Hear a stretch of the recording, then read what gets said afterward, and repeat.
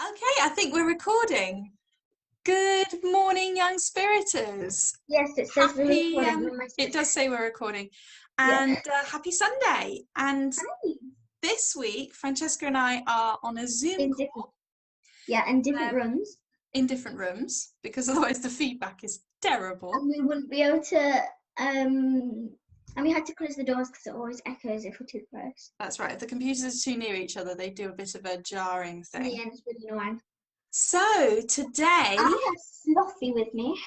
You have Slothy with you. Today we're doing it by Zoom, partly because I think this is going to be where we want to take our young spirits group and actually do some live stuff. So this is kind of what the screen will look like. Yeah. Also because I want to do some screen sharing today. I found an amazing video on the book that we were looking at. We saw an amazing video. A little bit. We watched a little bit of it. So what's the book today, Francesca? Can you remember? No. Begins with an O. Yeah, I don't remember. Obadiah. Yeah, that's it. So shortest book of the Bible. Well, shortest book of the Old Testament. Yeah. Certainly. And another prophet. But this time, I know your face, this time, I hate prophets. Instead of being a warning to Israel, it's a warning to one of Israel's neighbors called Edom. Thank goodness. And this one's kind of an interesting one. I'm going to suggest we flip over to the video and then kind of come back and discuss it because it introduces it nicely. Okay, so let me see what I can do here. I can share screen. And I'm going to recording the share screen. Share this one. Okay. Oh. So, yay! Can you see it? Did it work? Right. So I'm going to hit play, and hopefully watch it. That's going to come through beautifully. Okay. Remember when to stop. Okay. So this is a video by a really great channel actually called the Bible Project, and it does a really nice breakdown of a lot of the books of the Bible. Remember when to watch stop. A section. Yeah, we're just going to watch the first bit of it because it's 5 minutes and see how we go. Okay, here we go. Obadiah. Is it all the way up? I can't hear it. You can't hear it? No, I can't hear it. Have you got your audio up? Let me check. Wait, play it now.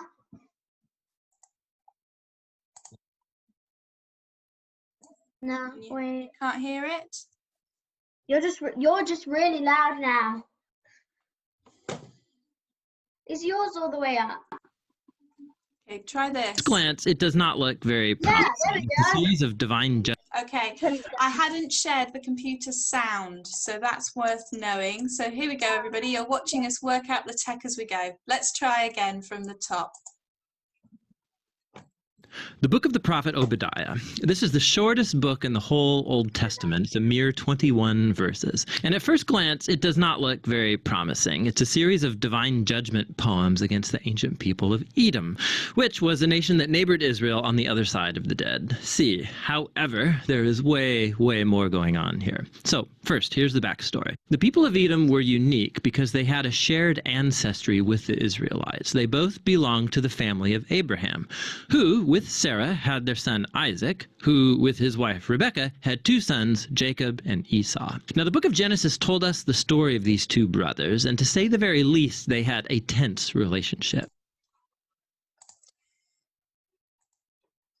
You muted me. I did mute you because I could hear the sound coming through your speakers. So I'm muting you while the video plays, but I just wanted to pause. Can you remember Jacob and Esau? Yes. Yeah, twins, falling out, big falling out, wanted to kill Jacob, did Esau, because Jacob stole his birthright. He stole his very, very special blessing, was his right as the older twin, and Jacob took it by tricking his father, and they've never really forgiven each other. Jacob's never trusted Esau, has forgiven him, and Esau really has.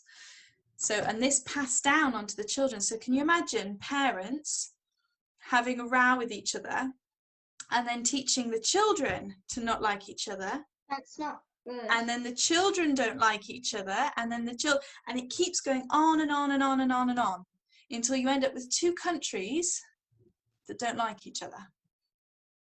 Can you imagine that? Okay, I'm going to keep playing and I'll mute you. They each later received the names Israel and Edom, which eventually became the name of the families that descended from them. And these families replayed the same difficult relationship of their ancestors.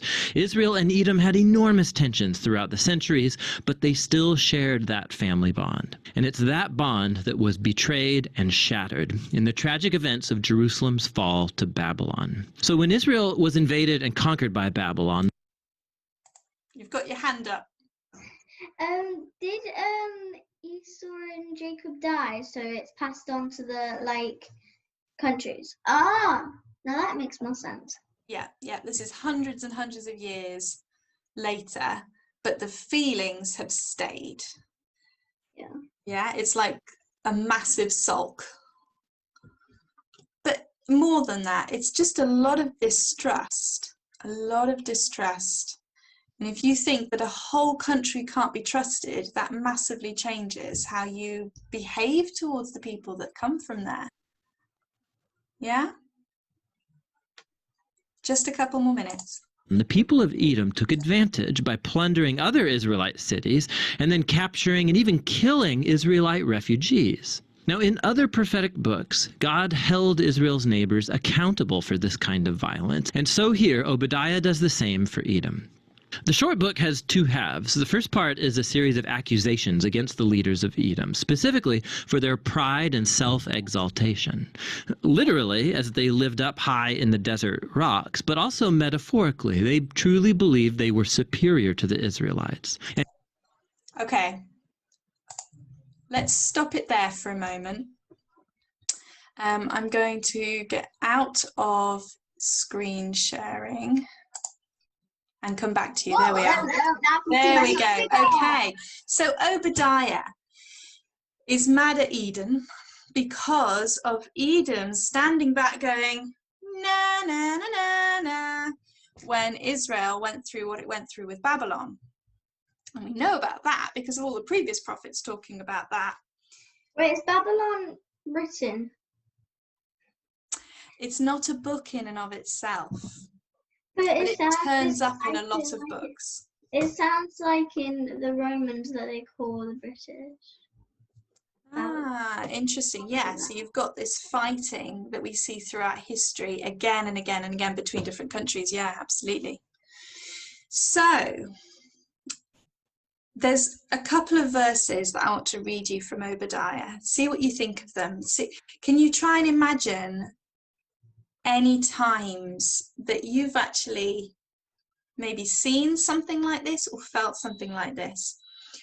Verse 12, you should not gloat over your brother in the day of his misfortune. I don't have a brother.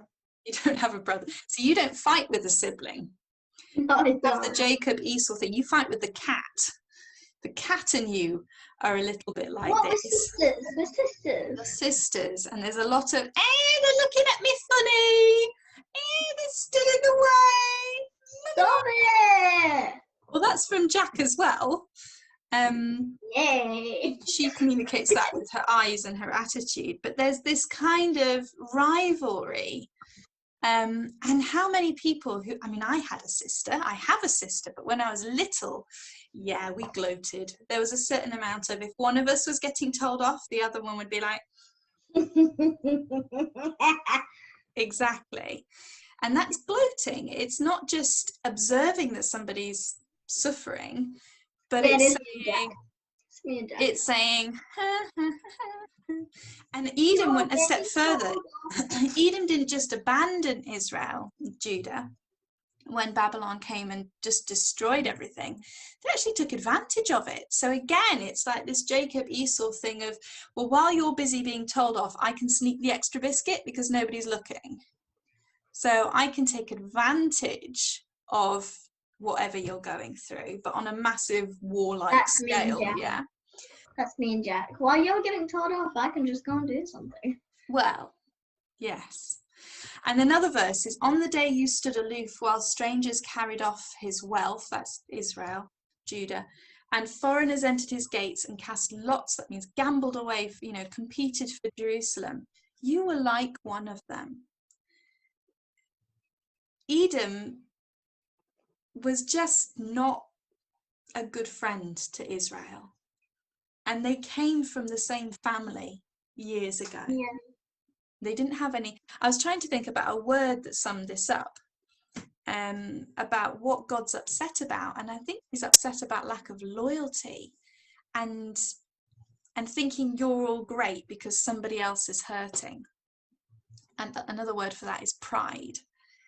And how many times when we see somebody else going through something, we kind of go, well, I must be better because I'm not going through that. I'm not having that problem. So I must be better than them.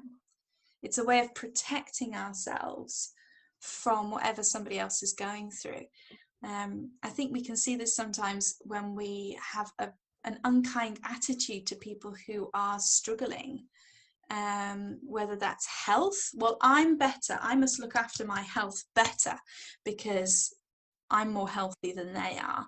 Or I've got a nicer house. I must be a harder worker than they are. I remember when we had like big bags, and just in case we had like little big bags with stuff in, and we would like if when we went on walks we'd take them. If we saw anyone homeless or something going on with them, we would give them a bag, and we would just keep doing that. But we stopped doing it for a while. I don't know why. Maybe the bags. We didn't have any more bags, but yeah, we did do that for a while. Mm-hmm. And that was I suppose that was me trying to meet needs, at least in the short term, of people on the streets. We stopped doing that because it was a lot to carry bags around just in case. But also I think there's something about giving somebody help that they haven't actually asked for, and it might not be the help that they are asking for if they are asking. And I started personally getting a bit uncomfortable with feeling like by giving over something just like that, I was actually putting myself a bit like Edom. I've got power, I know best what you need. So I shifted actually to supporting charities more, by giving money. And then the charities have made the time and put the work into building better relationships with people who actually need the help. And that's a better place to come at and being actually helpful, because they know more than I do what people need. And I'm not their friends. I haven't spent the time with them to know that information. So I'm trying to support the people who have. That was my change, I think, in how I thought, because we do change how we think. Yeah. But it is a kind thing to do. It's just I felt it sometimes didn't match up necessarily with what people needed. But what I've developed for today is around this idea about loyalty. Can you hold up Obadiah's loyalty card? Okay, now what does this, oh, here we go. Obadiah's loyalty card. What does this remind us of? Right. There we go. Don't laugh at another's troubles. Don't hurt your family. Get involved and help. So this is my idea. When we go for a coffee, very often the cafe will give us a loyalty card, and it'll stamp and it'll say, well done, you coming back. I get it now because there's little blues. That's it, and they stamp in those little circles. So I was just playing with this idea and thought, actually, I think I need one of these to put up and remind me that if I really want to not be like Edom, if I really want to be a loyal friend to people, I need to make sure that I'm not being unkind when other people are struggling, and not setting myself up as better than them because I'm not at the minute struggling in the way they are. But also, don't hurt your family. How often are we really good at helping other people, being kind to other people, but the people closest to us, they did something nasty to us 3 days ago, so now we're not talking to them. How does that work? It doesn't work. 'Cause 3 days ago, like 1,000 years ago, Is it like harder? you can be made up already from one day. Because like me and my friends get into a fight, and then the next day we're fine. Does that happen on its own, or do you do some talking to sort that out? It literally happens on its own. Like we go into a fight, and then we just don't talk to each other for the rest of the day. The next day, and then we're just like, hi, we're friends again, and nothing happens. Well, that's very lucky. I try not to do that. I try not to do that for some reason, but then it just happens. Well, I know that you got into a bit of a misunderstanding yesterday, and I saw you do some work actually to sort that out. I think you did some talking. Well, I'm not going to name names on the video, but we were in the car after shopping, if you remember, and you did some messaging, you did some sorting it out, because sometimes it does sort itself out, but sometimes we have to make a bit of an effort. And I think that's a sign of loyalty to actually reach out and say, okay, I'm a bit hurt by what was said, and I'm a bit sorry about what I said. Can we sort it out? And that's something that Edom and Israel were not doing. And the other one that Obadiah talks about God being upset about is, he says, you just stood back and watched them go through this. And that's why I've put on the last one, get involved and help. It's not enough to just not laugh at people. We need to get involved and see what we can do to actually be supportive. So even though we're talking about Israel and Edom and things that happened thousands of years ago, I think there's something about this loyalty that God expects and sees as a good thing. Or you putting a thumbs up for me? Thank you. That is something we can remember, that we can think of, to not hold grudges, to sort things out, to not enjoy other people having a hard time, and to get involved and help. And I'm gonna, I don't know about you, but I'm gonna blue tack this up for a bit and just look at my loyalty stamps and see whether or not I've been loyal to people today. And sometimes that's with our words, and sometimes that's with our thoughts. Yeah? What do you think? Should we try that? Yes, okay. Like and subscribe. Shall we say goodbye to people watching then? And thank you, and happy Sunday. And I'll try and put up a link to the loyalty card if you fancy downloading it. But maybe people could have a go, Francesca, at doing their own loyalty cards. What means loyalty to them? What do they need to help to remember? Right, big wave. Bye, Slothy. Bye. Bye. Oh, hang on. I've got to figure out how to stop recording. Here we go. Bye.